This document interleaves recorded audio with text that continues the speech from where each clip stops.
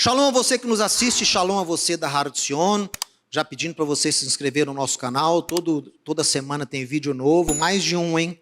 Para você ser abençoado com a bênção que vem de Sião. Meus irmãos, dê uma olhada aqui na tela. O estudo de hoje é um estudo muito importante. Primeira porção de Levítico, que é a porção Vaikra. Levítico capítulo 1 até o capítulo 6, verso 7. E o título é Seja o Sacrifício. Você pode dizer comigo? Seja o sacrifício. Você sabia que o livro de Levítico é o primeiro livro que na tradição judaica antiga o judeu estudava? Então, quando ele ia para Beit Midrash, que é a escola de estudos da Torá, da tradição, né, que os fariseus inauguraram e conduziam nos dias de Yeshua, era muito comum. O primeiro livro que se estudava nessa escola, o judeu já com 5 anos começava os seus estudos da Torá. E o primeiro livro era Levítico. Que no hebraico a tradição atesta que ele é também chamado de Torat Korim, a instrução para os sacerdotes. Ele é também chamado de Sefer Abrit, o livro da aliança. Ele é o manual da santidade. Ele é um dos livros mais importantes de toda a Bíblia. Não é à toa que é o primeiro estudado por todo judeu, porque ele declara o quê? Como que o judeu pode se separar para servir a Deus e abençoar a humanidade? Tudo está em Levítico. Os princípios, a moral de Deus que é eterna, o princípio de cada um dos mandamentos. Lembra que eu sempre digo, o mandamento tem a casca e o interior. A casca, ela vai se desenvolvendo e se adaptando ao longo dos séculos. O interior, a polpa, é eterna. Então Levítico vai nos dar esses parâmetros, os quais Deus criou para que o homem andasse neles. E, infelizmente, pelo menos no meio cristão, é o livro menos estudado da Bíblia. Um dos mais importantes para dar ao povo de Deus parâmetros de santidade, é o menos estudado no mundo cristão. Porque a pessoa vê ali, começa com sacrifício, né? Começa dando instrução sobre o sacrifício. A pessoa acha, mas que coisa mais retrógrada, né? Que coisa mais antiga, que coisa mais atualizada, sacrifício. Ninguém sacrifica mais, não tem mais esse sistema. O mundo mudou. As sociedades, nenhum povo tem sacrifício. Eu acho que não, né? Eu acho que nenhum povo, talvez aí, algum povo remoto ainda tenha sistema sacrificial. Eu acho que os samaritanos ainda sacrificam na Páscoa, né? Eles têm lá uma cerimônia que sacrifica lá um cordeiro. Mas, meu irmão, no geral, a humanidade evoluiu. Não existe mais um sistema de sacrifício nos templos, como existia antigamente. Não era só em Israel que tinha sacrifício, não. Todo povo, toda cultura tinha sacrifício. Era a forma como essas sociedades relacionavam-se com as suas divindades. Então o sujeito começa a ler ali sobre o sacrifício e fala assim, isso aqui está totalmente desatualizado, e passa direto. Só que o sacrifício era um símbolo. O sacrifício tinha uma missão didática. O sacrifício era uma analogia para Deus ensinar o seu povo sobre padrões de santidade, sobre responsabilidades, sobre gravidade de pecado. Tudo era uma forma para o judeu, para o povo de Israel, se aproximar a Deus. Daí vem o nome levítico, Vaikra. A palavra korban vem da mesma raiz. Então o sacrifício, na etimologia da palavra, quer dizer o quê? Estar próximo a Deus. Através de todo aquele sistema sacrificial, Deus ia ensinar para o seu povo ferramentas, comportamentos, uma filosofia de vida, para que eles conseguissem o quê? Estar próximos a Deus. Então você tem que ler Levítico além da literalidade, além do sangue. Além do sangue. Vá além, porque tem princípios ali que são fundamentais. E eu digo mais, no mundo que estamos vivendo, todo sábado eu estou falando a mesma coisa. Se Deus está me incomodando para falar isso todo sábado, é que a palavra é urgente. A palavra é necessária. Nós estamos vivendo uma era na sociedade onde a humanidade está planejando, está orquestrando um distanciamento de Deus, da sua palavra, dos seus princípios. O mundo está buscando isso. O mundo está legislando isso. Estão proibindo Bíblias, estão proibindo menções a Deus, estão proibindo certos tipos de ensinos, ensino criacionista. O mundo está planejando e executando um distanciamento de Deus. Porque quando você nega que tem um Criador, você não precisa prestar conta das suas ações para ninguém. Quer ter a consciência livre para fazer o que der na telha? Quer ter a consciência livre para falar assim, o corpo é meu, faço o que eu quiser com ele? Então, esqueça Deus. Vire um ateu. Porque só aí você não vai prestar contas para ninguém. Só aí você não vai precisar prestar conta para ninguém. Se você, na sua cabeça, acreditar que não existe Deus, então você não precisa prestar conta para ninguém. Você faz o que quiser. Você é senhor de você mesmo. Agora, se você crê que existe um Deus que te criou a sua imagem e semelhança, esse Deus sabe o que é melhor para você. E esse Deus nos deu instruções para a vida. Instruções que vão garantir felicidade, prosperidade e shalom sobre as nossas casas, sobre as nossas famílias. E essas instruções são o parâmetro que Deus criou para que nós andássemos neles. E Levítico é o livro onde você vai encontrar vários desses padrões. Aliás, olha só, mais um aliás. Levítico é o livro primeiramente estudado em Israel, o menos estudado nos meios cristãos. E qual você acha que foi o livro mais citado no Novo Testamento? Qual é o livro mais citado no Novo Testamento? Levítico. É o livro que Paulo mais usa para escrever as suas cartas. Porque ele tira os princípios de Levítico. Quando ele fala sobre idolatria, quando ele fala sobre promiscuidade sexual, quando ele fala sobre casamento, ele puxa de Levítico. Ah, eu não estou debaixo da lei, isso é coisa para judeu arcaico lá atrás. Não, Paulo usa a mesma coisa. Você lê Coríntios lá, você está lendo citações de Levítico. Então temos que restaurar essa leitura que o povo de Deus, dentre as nações, faz do livro de Levítico. Temos que restaurar a sua importância no meio do povo de Deus. Então, rapidamente nós vamos seguir aqui o nosso estudo, cujo título é Seja o Sacrifício. Eu vou começar dizendo para você que o livro de Levítico representa o manual da santidade de todo servo do Eterno. Ah, é só para judeu? Não, tem princípio aqui que é para todo o povo de Deus. Tem coisa sim que é para o judeu, mas a maioria pode ser aplicada por qualquer um que serve a Deus. Apesar das maiores exigências de separação e santidade serem exigidas do levita e do sacerdote, o círculo concêntrico se expande e engloba todo o povo de Deus através de princípios e valores que foram criados para santificar o povo de Deus e fazê-lo resplandecer a sua glória. O que eu quero dizer com o círculo concêntrico da santidade? E o Mateus está inventando aí uns termos. Não, preste atenção. A santidade, ela é proporcional. A santidade, a separação, ela é proporcional. Em referência a quê? Em referência ao templo, a Jerusalém. Na época que existia um templo, quanto mais próximo do templo você vivesse, mais santo você teria que ser. Tem padrões que englobam todo o povo de Deus, mas quanto mais próximo do templo você estava, mais coisas você tinha que guardar para se santificar, para poder morar perto da glória de Deus, que Deus manifestava ali a sua glória. É a mesma coisa em relação ao povo.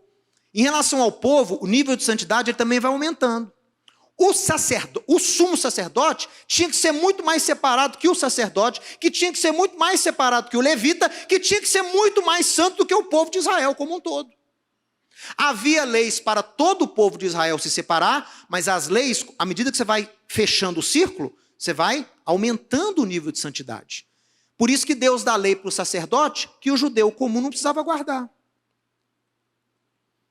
Eu me lembro quando eu morei em Israel, eu estava caminhando uma vez ali no passeio, aí eu vi alguns religiosos do meu lado, eles estavam andando assim próximos, e de repente eles atravessam a rua e continuam andando do outro lado, e eu continuei andando.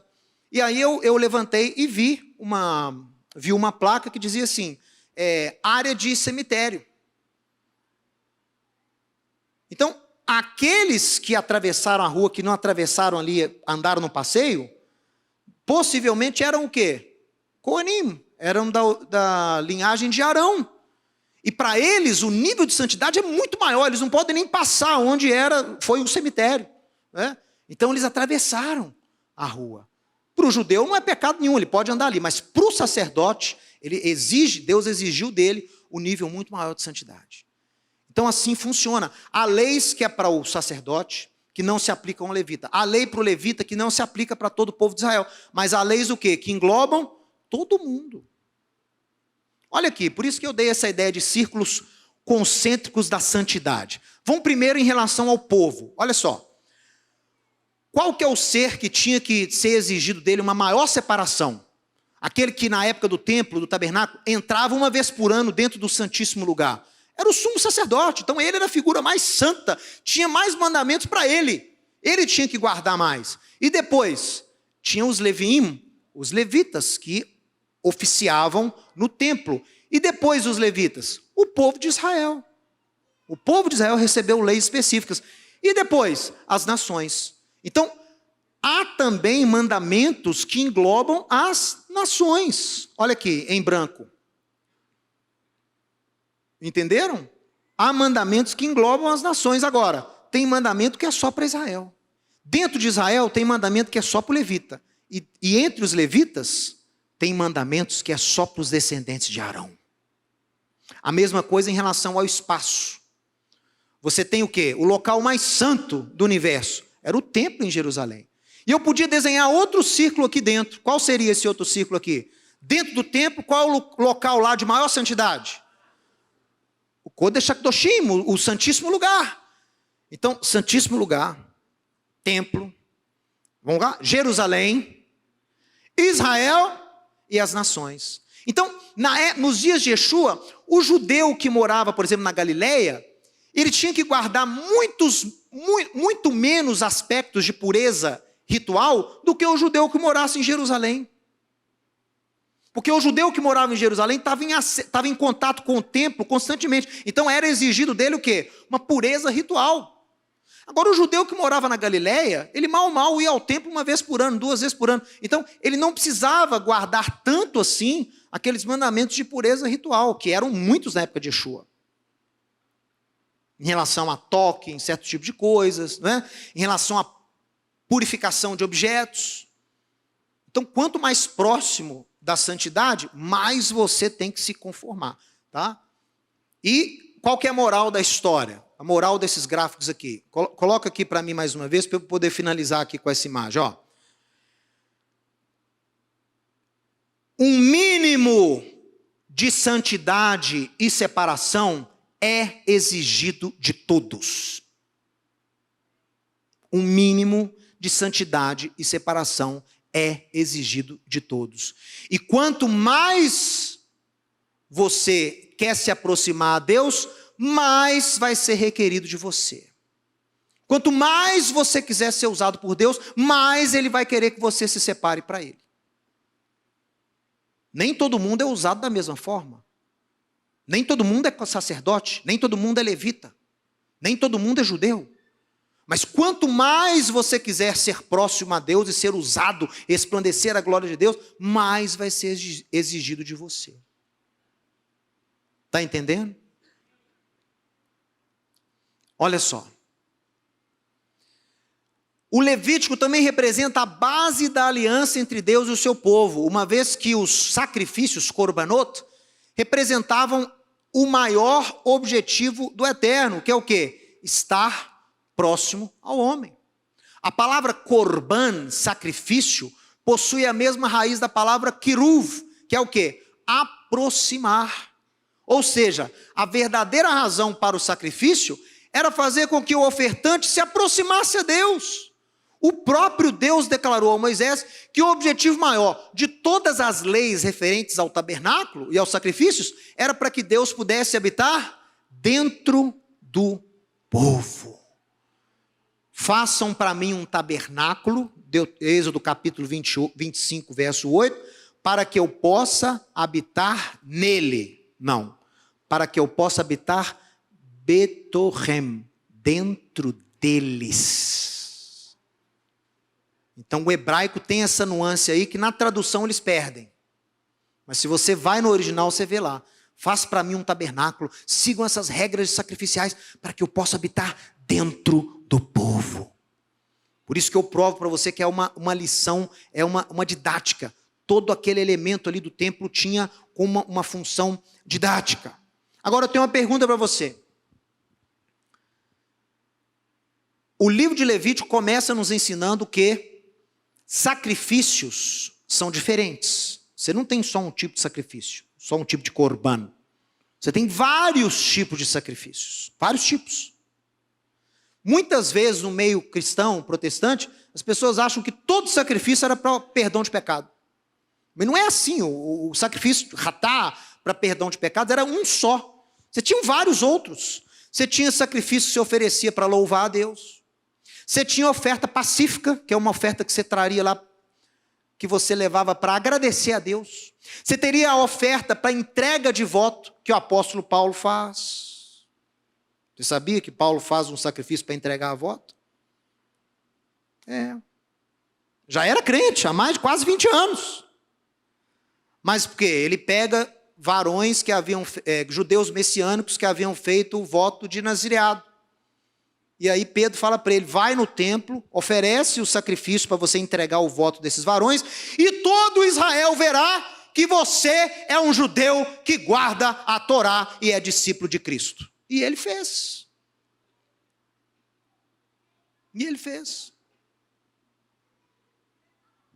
Então, não é todo sacrifício. Você fala assim, mas o apóstolo Paulo oferecendo sacrifício, Mateus, mas o sangue de Yeshua já é o nosso sacrifício, o perdão para o eterno. Meu irmão, mas nós não estamos falando de sacrifício para perdoar pecados. Nós estamos falando aqui de ofertas variadas. E era um estilo cultural da época. Todos os povos faziam isso. Israel também fazia. Isso que eu citei aqui está em Atos capítulo 21, quando Paulo chega a Jerusalém e é recebido pelos presbíteros, tá? E é um texto muito interessante. Paulo faz lá, paga a despesa para cortar o cabelo dos judeus messiânicos que haviam feito o voto, faz o sacrifício para poder entregar o voto, para servir de testemunho, que Paulo também era um judeu zeloso da Torá. Então, você tem que entender que os sacrifícios são diversos. E o principal objetivo do sacrifício era aproximar o homem a Deus. Era você agradar o Senhor. A própria palavra já diz, oferta. O que é oferta? É o que você pode dar a Deus. O judeu estava grato a Deus, ele dava alguma coisa para Deus. Na época do templo era uma oferenda, né? Mas eu digo para você, e hoje? Não tem mais templo. Não tem mais sistema sacrificial. A gente sabe que os sacrifícios para perdão de pecados, esses se cumpriram todos em Yeshua. Isso aí é claro, eu não questiono isso jamais. Todo sacrifício com o fim de perdoar pecado, ele se cumpre na obra de Yeshua. Por isso que o sangue de Yeshua está vertendo até hoje. É um sacrifício contínuo que está acontecendo, que eu faço uso dele. Então, não tem sentido mais você fazer sacrifício para perdão de pecados. Mas e os outros sacrifícios que existiam? De agradecimento, de louvor, de você expressar sua gratidão a Deus. Você vai lá e leva uma oferta, né? Para falar que você está alegre com Deus. Você quer dar alguma coisa para Deus. Gente, quem ama, dá. É a raiz da palavra amor. Ahav significa se dar. Ahav em hebraico significa dar-se. Então o que é o verdadeiro amor? É quando um dá-se ao outro. Um se entrega ao outro. Isso é amor. Então quando você ama a Deus, você quer o quê? Você quer sempre estar dando alguma coisa a Deus. Por isso que o sacrifício ocorria todo dia. Me perguntaram outro dia, Mateus, mas quando nevava em Jerusalém? E quando chovia, tinha sacrifício? Tinha. Não parava, era contínuo. Todos os dias. Então olha só. Porém, não temos mais sistema sacrificial. Há 2000 anos não temos mais templo em Jerusalém. E mesmo antes disso, o sistema sacrificial foi interrompido várias vezes, quando Jerusalém foi destruída e outras ocasiões. Se os sacrifícios eram símbolos para nos aproximar a Deus, como essa aproximação pode ser feita nos dias de hoje? Como cumprir o objetivo sacrificial sem um templo? Preste atenção nessa pergunta. O sistema sacrificial, ele preencheu uma lacuna na vida do judeu. Que lacuna era essa? Como servir a Deus, como agradar a Deus, como ofertar a Deus. Como é que você oferta a Deus? A figura de Yeshua, o Messias, o sacrifício de Yeshua, ele nos aproxima ao Eterno, ele perdoa as nossas faltas, mas e todo o sistema sacrificial que era feito para louvor, para aprendizado, para entrega, esse parou. Então a minha pergunta para você é, como hoje, tanto Israel como as nações que servem a Deus, podem substituir o sistema sacrificial? O que Deus providenciou para que nós conseguíssemos ofertar a Ele ainda nos dias de hoje, mesmo sem um templo? Vamos ver. Vamos referir aqui agora, recorrer ao Rabino Shaul, o apóstolo Paulo, que para mim foi um grande exemplo, um grande homem que o próprio Yeshua ordenou. Ele é o único apóstolo que foi ordenado posteriormente, mas ele também, igual aos outros, foi ordenado pelo próprio Yeshua. E ele fala isso, né? Ele fala, não achem vocês que a minha credencial é menor, não, porque eu também fui ordenado pelo próprio Yeshua. Eu tenho as minhas credenciais. E tem hora que ele tem que botar na carta, botar na mesa as cartas dele, né? A hora que tinha gente que começava a questionar a sua legitimidade como apóstolo, ele jogava a carta, e eram cartas poderosas, viu? Na minha geração excedia a todos, né? Minha geração excedia a todos, né? Estudei aos pés de Gamaliel, fariseu, filhos de fariseu, então quer dizer, não era qualquer um. E Yeshua deu uma missão muito específica para o Rabino Shaul, o apóstolo Paulo, que, aliás, ele não ganha um novo nome quando ele converte-se a Cristo, tá? Ele tinha, como todo judeu que morava fora de Israel, ele tinha dois nomes. Um que era usado em Israel e outro que era usado na diáspora. O nome dele judaico era Shaul. O nome dele na diáspora era Paulos. Então, normal. E claro que quando Yeshua o encontra, chama ele pelo seu nome hebraico. Shaul, Shaul. Né? O que diz o apóstolo Paulo, Rabino Shaul, sobre como oferecer sacrifícios a Deus hoje em dia? Rogo-vos, pois, irmãos, pelas misericórdias de Deus, que apresenteis o vosso corpo por sacrifício vivo, santo e agradável a Deus, que é o vosso culto racional. E não vos conformeis com este século, mas transformai-vos pela renovação da vossa mente, para que vocês possam experimentar qual é a boa, agradável e perfeita vontade de Deus.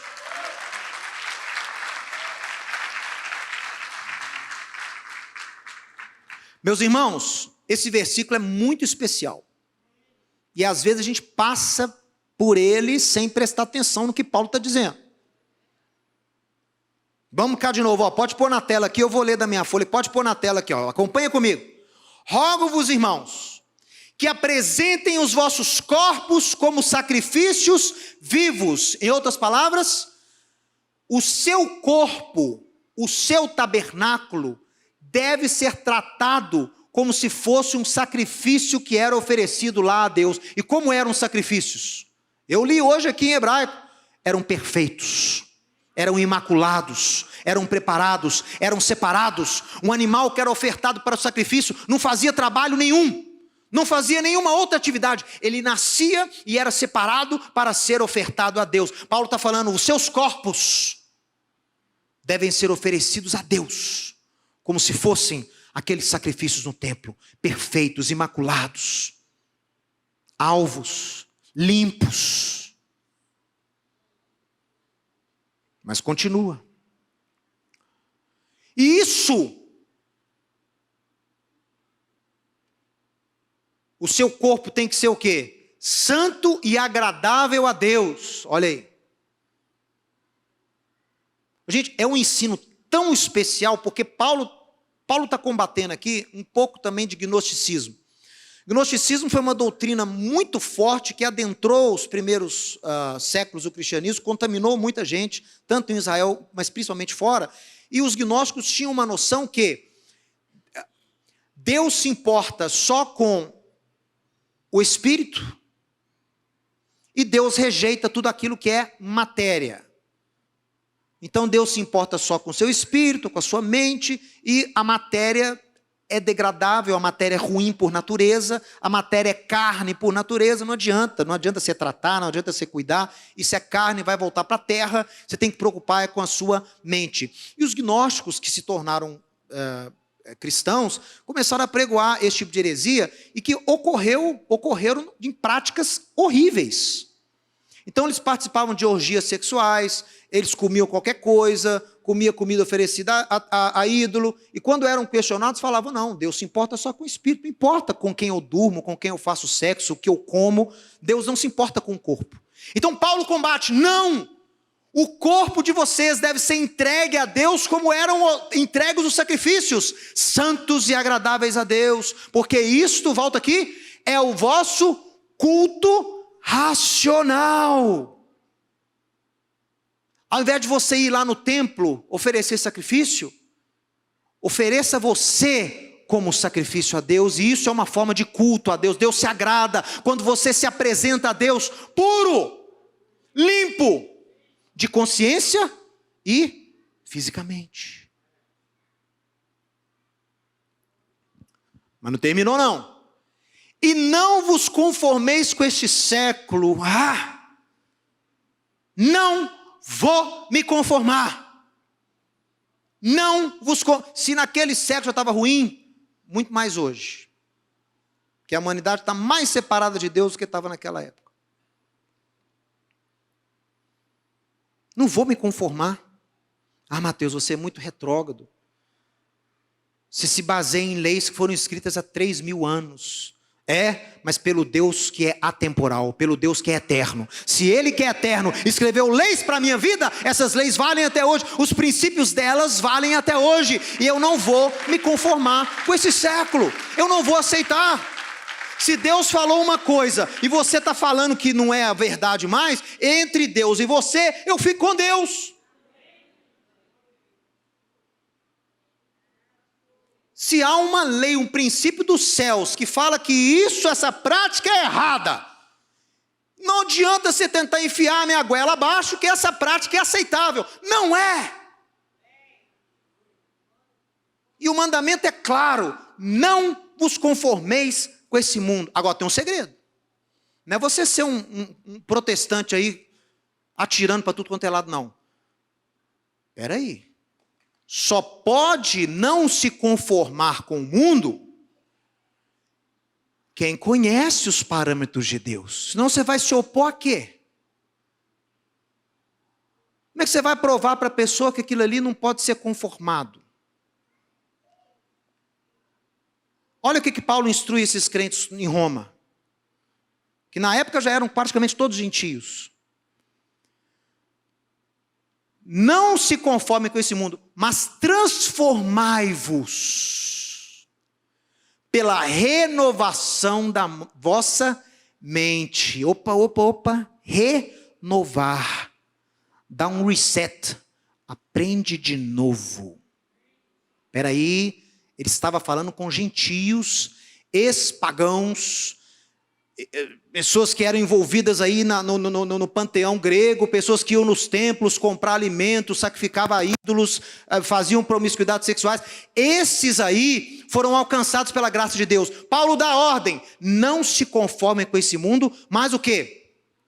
Transformai-vos, sejam transformados, busquem a transformação. A ordem está no imperativo. Transformar, é sua missão ser transformado. E como é que você é transformado?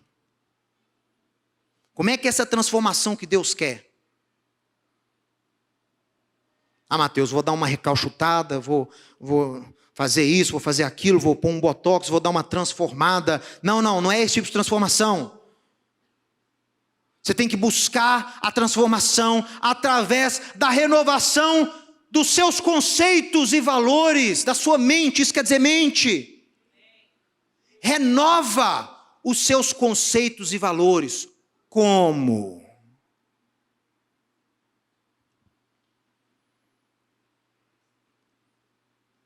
Transformai-vos pela renovação da mente. Então a mente renovada vai gerar transformação, porque aí vocês vão poder experimentar qual é a boa, agradável, perfeita vontade de Deus. Vontade de Deus, vontade de Deus, desejo de Deus. Eu pergunto, como você descobre qual é a vontade de Deus? Respondo. Consultando o oráculo? Consultando o profeta? Às vezes era. Consultando o teólogo? Indo lá na casa do profeta? De maneira geral, como você descobre qual é a vontade de Deus? Através da palavra de Deus. Através da palavra. Meu irmão, renovar a mente. Eu tenho que ser transformado. Diga, devo ser transformado. Renovando a minha mente. O que vai renovar a sua mente? Salmo.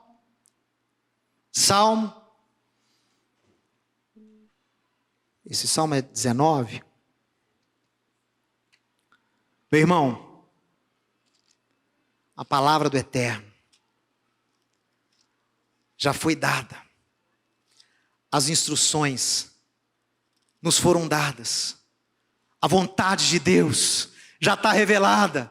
Se Paulo ensina aqueles gentios que haviam se convertido ao Deus de Israel a transformarem a sua mente, a transformarem as suas vidas através da renovação da mente, para que você descubra qual é a vontade de Deus, leia o que escreveu Davi no Salmo 19, verso 7. A lei do Senhor é perfeita e renova a mente. A lei de Deus é perfeita e restaura a mente, renova a mente. Aí o verbo no original é lashuv, voltar. Lashuv, voltar. Torat Adonai Tmimah, a lei do Eterno é perfeita e restaura, renova. Então como é que esses gentios iam renovar a mente? Espera aí, eu aprendi assim, eu fazia isso, mas olha o que a palavra de Deus diz. Olha, eu praticava isso, mas olha o que a palavra de Deus diz. Olha, eu comia isso, mas olha o que a palavra de Deus diz. Eu vestia assim, mas olha o que a palavra de Deus diz. Que eu tenho que ser elegante, mas modesto. E Paulo fala, quando você busca na palavra, e renova os seus conceitos com conceitos da palavra, você vai ser transformado. E essa transformação vai fazer você andar na vontade de Deus, que é boa e agradável. Só pode conhecer qual é a vontade de Deus quem conhece a palavra de Deus. Meus irmãos, está tudo interligado. Tudo interligado.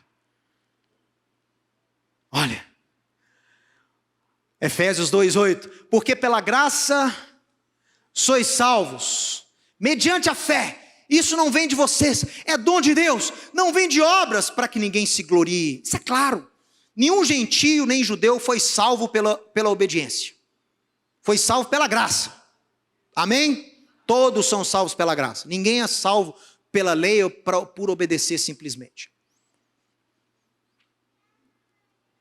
Pois, diga, pois, somos feitura de Deus. Diga, eu sou criação de Deus. Deus me fez. Diga, Deus me fez. Eu não sou qualquer um. Deus me fez. E você foi criado no Messias Yeshua. Aí vem aquele ensino meu lá sobre Gênesis, como é que você foi criado à imagem de Yeshua, né? E a semelhança de Deus. Mas isso aí você pesquisa lá no YouTube, Desvendando a Criação. Eu vou explicar mais sobre isso lá. É isso mesmo, Desvendando a Criação. Pra você entender o que quer dizer isso aqui. Mas vamos voltar aqui. Você foi feito, criado por Deus, em Yeshua, para boas obras, para coisas boas, para fazer coisa boa, boa obra. Ah, Mateus, boa obra, então eu vou fazer muita caridade, eu vou fazer muito serviço social, eu vou fazer, peraí, isso tudo é bom, mas quais obras que Paulo está se referindo aqui, que você foi criado para essas boas obras, você foi criado para andar nelas. Que boas obras são essas? Olha aqui, você foi criado em Yeshua para boas obras, as quais Deus de antemão preparou para que você andasse nelas. Não é coisa metafísica, não é coisa lá longe, isso aqui é a palavra de Deus. Aqui que Paulo está se referindo aqui, quais são essas boas obras que ele criou antes para você andar nelas?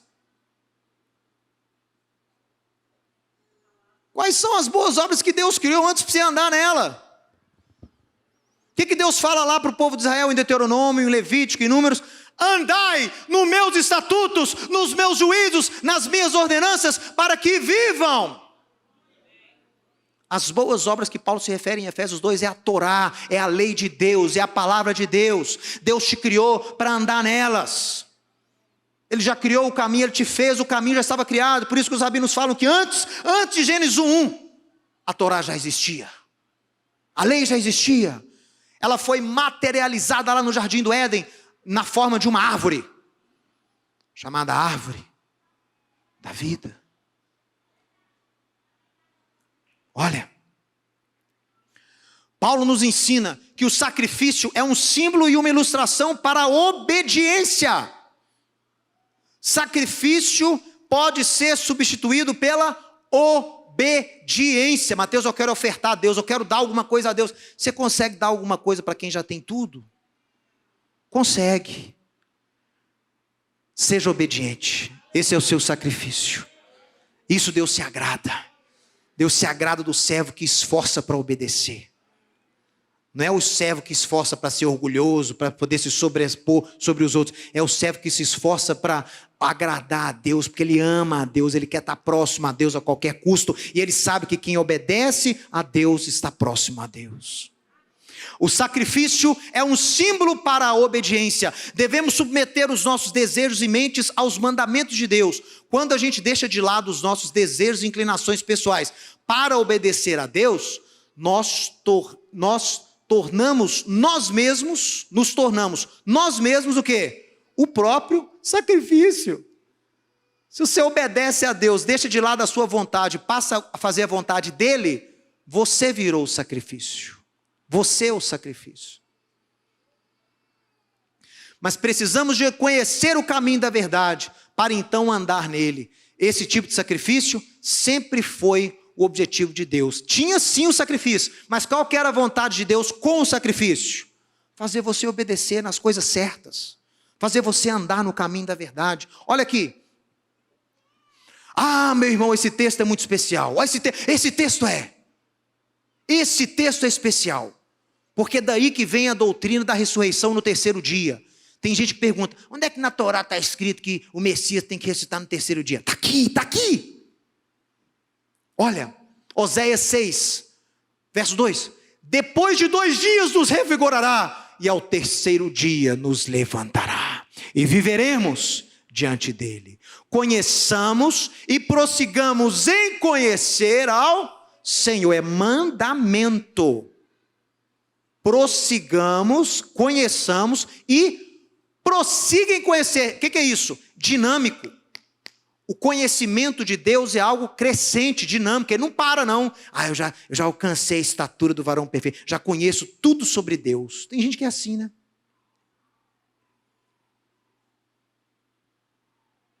Já sei tudo, já conheço tudo. Já desvendei Deus. Não. Conheçamos, a ordem é conheça e prossiga em conhecer. Sempre queira conhecer mais a Deus. Pois misericórdia quero e não sacrifício, e o conhecimento de Deus mais do que holocaustos. O sacrifício só foi estabelecido para você conhecer a Deus. E você tem que buscar esse conhecer a Deus. Por meio de Yeshua, Hebreus 13, pois ofereçamos a Deus sempre sacrifício de louvor, que é o fruto dos nossos lábios que confessam o seu nome. Não negligencieis igualmente a prática do bem e a mútua cooperação, pois com tais sacrifícios. Então, praticar o bem, ajudar o próximo, é tido por Deus como sacrifício. Não é sacrifício como uma coisa difícil para você fazer. Isso quer dizer, sacrifício quer dizer oferta. Quando você faz o bem, quando você ajuda o próximo, isso aí é uma oferta que você entrega a Deus. Pois com tais sacrifícios Deus se compraz. Esse é o sacrifício que você tem que fazer. É o seu corpo santo e agradável a Deus que você tem que oferecer. No mundo de hoje, não há tabernáculo nem templo.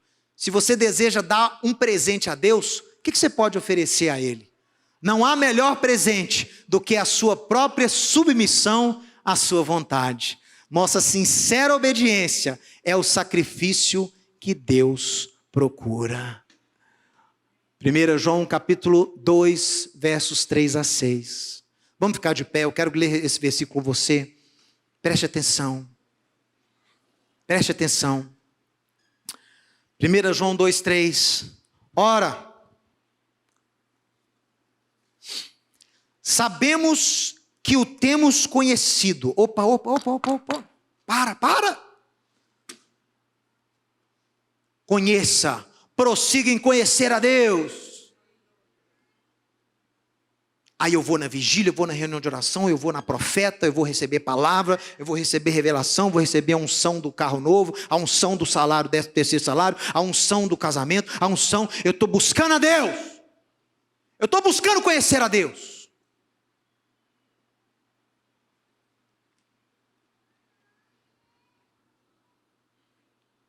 Nisso, sabemos que conhecemos a Deus. Eu conheço a Deus. Ah, é? Prova. Eu sei todo o livro de Levítico de cor. Não, isso não é conhecer a Deus. Eu sou formado em 3 seminários batistas, um presbiteriano e um assembleano. Não, isso não é conhecer a Deus. Fui pastor por 50 anos. Não, isso não é conhecer a Deus. Nisto você sabe que um servo verdadeiro conhece a Deus. Se guardamos os seus mandamentos. Aquele que diz, eu conheço, mas não guarda os mandamentos, é mentiroso, e nele não está a verdade. Está cheio de gente aí hoje, aqui ó, meios cristãos e judaicos. Quem tem ouvidos para ouvir? Está cheio de gente aí hoje que atesta conhecer a Deus e quer vender para você conhecimento de Deus, mas que na vida pessoal não tem os mandamentos, não vive de acordo com os mandamentos, não anda no caminho de Deus. Quem fala que conhece, mas rejeita os mandamentos, mente. Venha ser cheio do Espírito. Aí você vai lá na igreja lá, é 1 hora de pregação contra a lei. É 1 hora de pregação contra a palavra de Deus. É 1 hora de pregação contra a Torá. É 1 hora de pregação contra Israel. Mas todo mundo vai ser cheio do Espírito aqui. Mentiras! Todo mundo que fala que conhece a Deus, mas que rejeita os mandamentos, é mentiroso. E essa palavra é para os nossos dias, meu irmão. Abra os seus olhos e os seus ouvidos.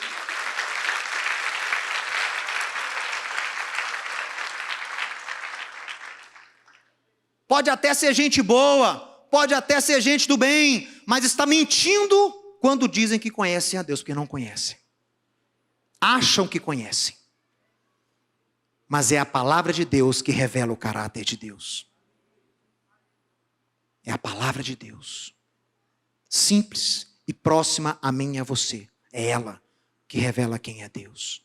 Muito mais que qualquer experiência sobrenatural, muito mais que qualquer milagre, muito mais que qualquer coisa que você possa ter vivido, boas com Deus, nada substitui a palavra de Deus. Porque ela revela e Deus se dá a conhecer através da sua palavra.